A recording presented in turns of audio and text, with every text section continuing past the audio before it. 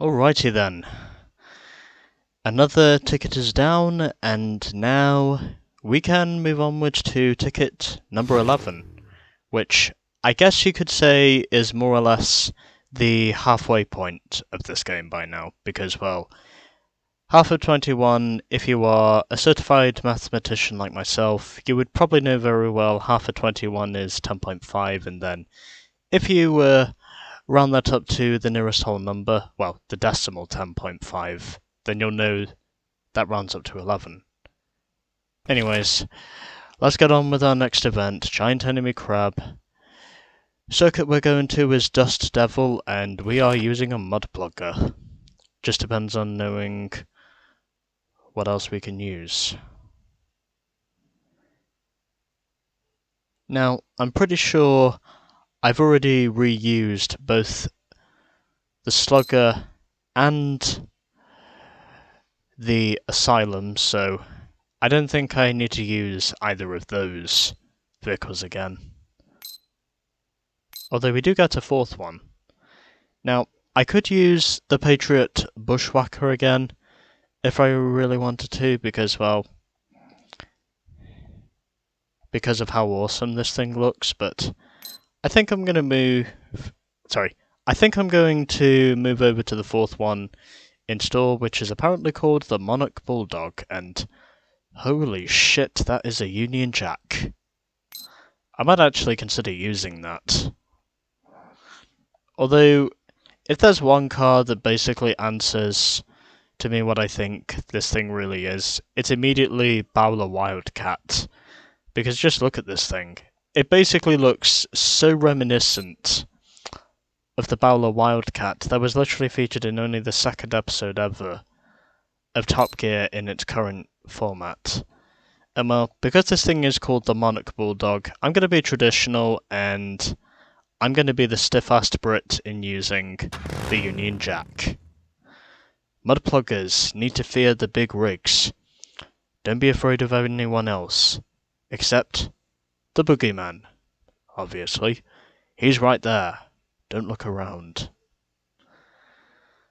I am hopeful in saying if there is anyone behind me in my room right now, it is not Michael Myers holding a kitchen knife.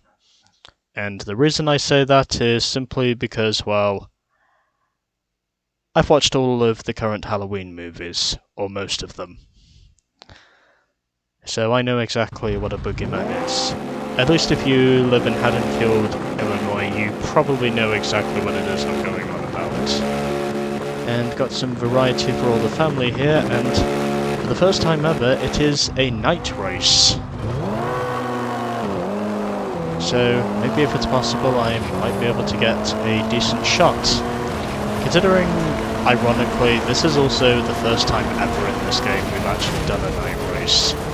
And already two of the quad bikes have just wrecked themselves on one of those jumps, and yep, debris is basically scattered everywhere at the moment. And yep, okay, and someone just rolled over. I'm going to assume that was one of the mud pluggers there, but looks as though everyone else is getting on okay at the moment, at least everyone except the ATVs in the latter part of the order, and okay, now I'm struggling.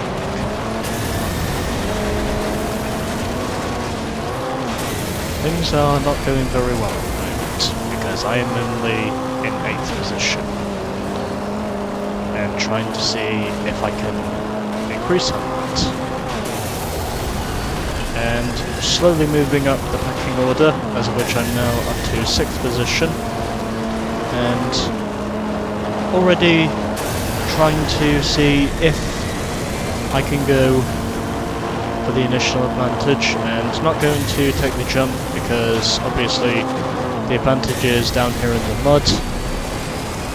This is where I'll probably gain the most time in terms of the on-track intervals, and I've already found 2 positions as a result of taking down to the mud. Yep, everyone is just mad at me at the moment. Or at least someone is mad at me. boosting across the jump, and may also have to use the brakes here so I don't hit that rock. That rock in particular can probably catch you out even easier than when a rattlesnake strikes, I suppose you could say, because you know very well they will attack quite suddenly and oh fuck my ass. Okay, I'm gonna have to start avoiding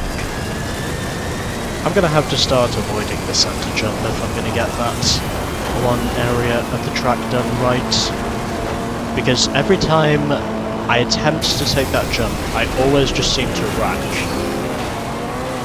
It's really pissing me off, that jump is, and it just feels completely stupid to just make that sort of maneuver.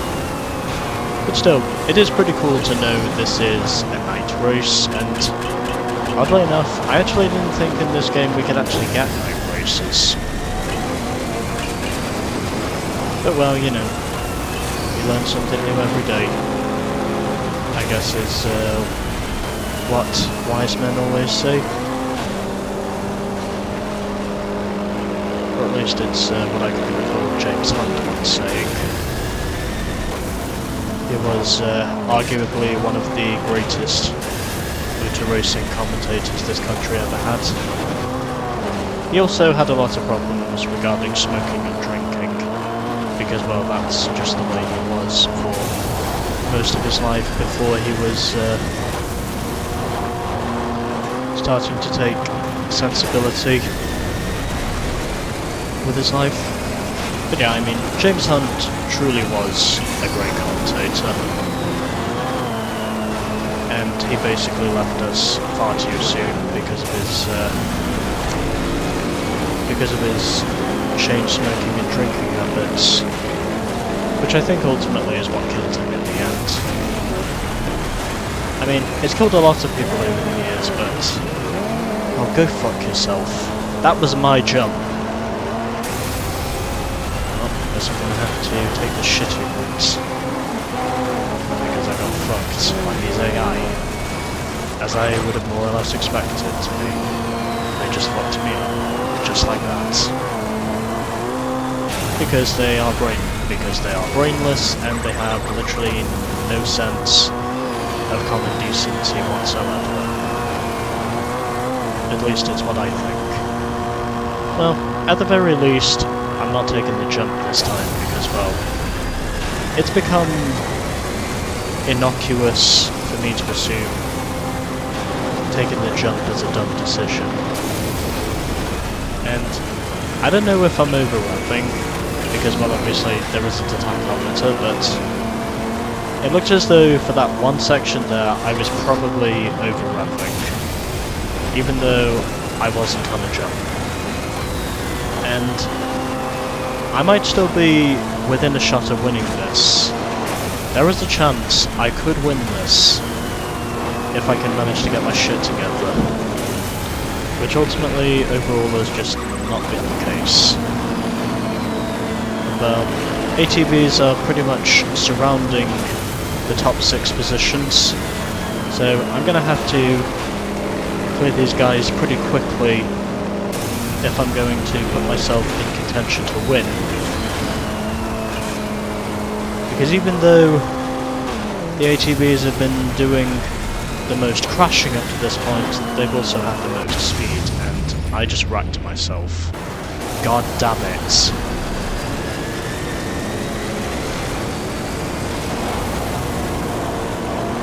Yeah, there are a lot of rocks on this course which can catch you out. Probably even easier than the attack of a rattlesnake, because you basically know for sure you're going to be watching the tail, just waiting for him to strike, and then, well, waiting for it to strike, and then suddenly when it does, you already know it's just too late. I mean, if you're even a split second off when a rattlesnake attacks, you're basically dead meat. You're basically dead meat. Once you know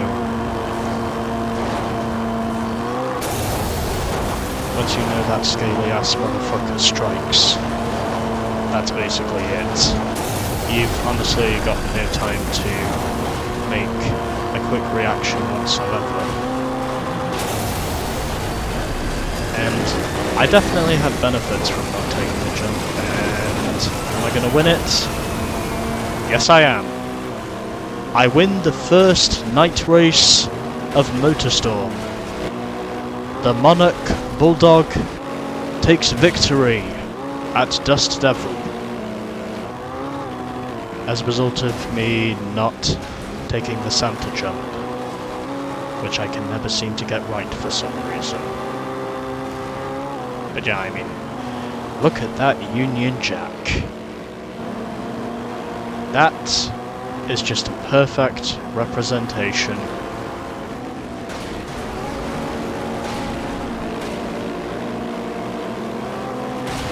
of who exactly I'm representing this race for. Or trying to be, you know, comprehensive enough in representing this race for. It's also because, well, technically Evolution was a British company as well, which is one thing I should also notify.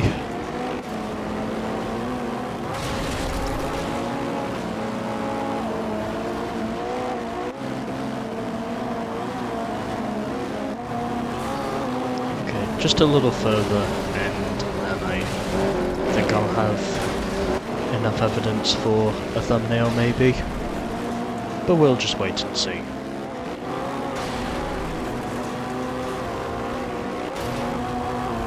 Yeah, okay, that should do it. So in the end of that, the margin of victory was 0.7 of a second ahead of Ovind Artson, and then in third position, as of which we've basically had quad bikes surrounding the top 6 positions behind me, was Nepo Liam, and then in fourth position we had Evelyn ahead of Dave Galloway. Hank Cooper was in 6th ahead of Robbie T, Lord Jim, Mrs. Suv and General Zeg, completing the top 10, and then for the bottom 5 from 11th to 15th we